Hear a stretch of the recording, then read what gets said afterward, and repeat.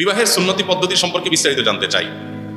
বিয়ে নিয়ে এত প্রশ্ন, মরণ নিয়ে তো এত প্রশ্ন বেশি দেখে না, তাই না? বেশিরভাগ যুবক সেজন্য মৃত্যুর চাইতে বিয়েটাই বেশি চোখের সামনে ভাসে না।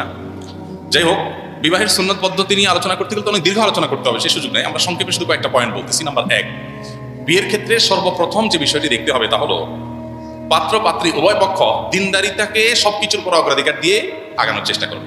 ধার্মিকতাকে দেখুন, ধার্মিকতা মানে দাড়ি টুপি না, ধার্মিকতা মানে বোরকা না, শুধু এগুলো ধার্মিকতার এক একটা পার্ট মাত্র।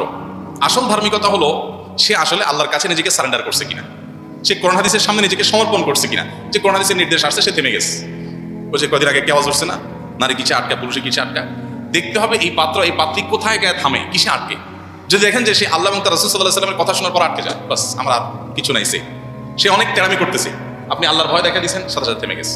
সে একটা হাদিস পেয়ে গেছে, তার তেড়ামের বিপরীতে সে সাথে সাথে সরি বলে ফেলছে। তাহলে এই হলো দিনদারিতা, যে ভেতর থেকে আল্লাহর কাছে কি করা, নিজেকে সমর্পণ করে দেওয়া। এইরকম মানুষ যদি জীবনে পান, তো এটা আপনার জীবনে বিরাট বড় একটা সম্পদ। এখন এটা কিভাবে বুঝবেন? এটা বোঝার জন্য তার পুরো লাইফস্টাইলটা দেখতে হয়, যে সে হালাল হারাম কতটা মেনটেন করে, তার রাগ, তার গোসা, তার ক্রোধ, তার জেদ, তার ভালোবাসা, তার বিদ্বেষ, তার শত্রুতা, তার দান না করা, তার বন্ধুত্ব, সব কিছু সে নিয়ন্ত্রণ করে। কোরআন হাদিসের প্রশ্নিপাত দিয়ে করে কি, যদি করে আলহামদুলিল্লাহ, সে কোরআন হাদিসকে সমর্পণ করেছে। এই হলো প্রকৃত দিনদারি। তাহলে এটা দেখে বিয়ে করতে হবে, এটা হলো প্রথম দিক। আপনি রূপ লাবণ্য অন্য কিছু দেখেন না দেখেন, কিন্তু ওইটা মূলে দেখবেন। পাশাপাশি এবার রূপ লাবণ্য দেখেন, অন্য জিনিস দেখেন, ঠিক আছে। অনেক সময় ম্যাচ করবে কিনা, ফ্যামিলিগত বন্ডিং হবে কিনা, আঞ্চলিকতা, অন্য দিকেও দেখতে হয়, সেগুলো দেখেন। কিন্তু মূল বিষয় দেখবেন কি, দিনদারিতা, ধার্মিকতা আছে কি নেই। এই ধার্মিকতা বুঝতে গিয়ে অনেক সময় অসুবিধা হয়। অনেক দিন মেয়ে ছেলে নামাজ পড়ে, দাড়ি রাখে, হ্যাঁ, টুপি একটা দিছে, জুব্বা পরে, মনে করছে দিনদার, তলে তলে যায় দেখে যে চরিত্রহীন। আবার মেয়েরে বোরকা পড়া দেখছেন, মাদ্রাসা পড়া দেখছেন, এরপর দেখলেন যে দুটোর সাথে সম্পর্ক, অথবা দিনের ধারে কাছে নেই। তো এই জন্য প্রকৃত দিনদারি কি, এটা বোঝার চেষ্টা করা, ভেতর থেকে সে আসলে দিন কি কতটা গ্রহণ করেছে, এটা দেখা দরকার। এক।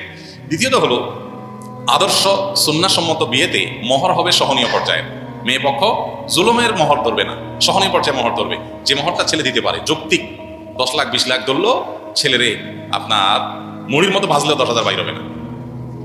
তাহলে কি লাভ হবে? মহর ধরবেন সহনীয় এবং যৌক্তিক, যেটা ছেলে দিতে পারে। দিতে পারবে না অযৌক্তিক মহর ধরে বসে থাকেন, এটা হবে না, এটা সুন্নাহসম্মত না। নবী সাল্লাল্লাহু আলাইহি ওয়াসাল্লামের বহু হাদিস আছে এই প্রসঙ্গে, সাহাবায়ে কেরাম থেকে অনেক হাদিস বর্ণিত আছে। ইন্না আযমান নিকাহে বারাকা আইসারুহা মাউনা, যে বিয়ের খরচ কম হয়, মহরের পরিমাণ সহনীয় হয়, সহনীয়, কম বলতে সহনীয়, কম না, সহনীয়, সে বিয়ে বরকতময় বেশি হয়। এই জন্য আজকাল দেখবেন যে মহরের ফিগার বিশাল বড় বড়, কিন্তু বিয়ে টিকে না, তাই না? মানে মনে করে যে বেশি মহর ধরলে বিয়ে টিকবে, আরো ঠিকই কম বড়। এই জন্য মহর সহনীয় হওয়া দরকার। 2